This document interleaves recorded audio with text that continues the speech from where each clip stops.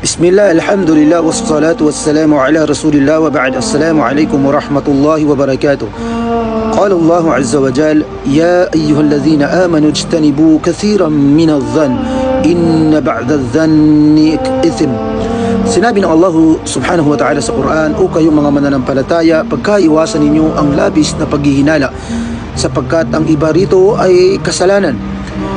Dito mga kapatid sa Islam ay binalaan tayo ng Allah subhanahu wa ta'ala na magkaroon tayo ng husnul dhan sa kapwa at pagkaiwasan natin yung tinatawag na su'uz dhan.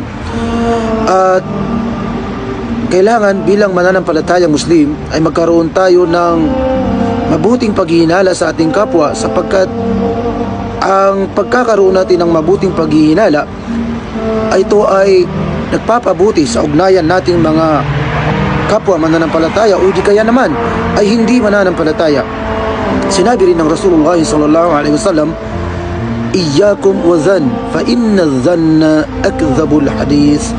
Na sinabi niya sallallahu alaihi wasallam, pagkaiwasan ninyo ang paghihinala, sapagkat ang paghihinala ito ay ang pinakasinungaling at pinakamasama na uri ng pananalita.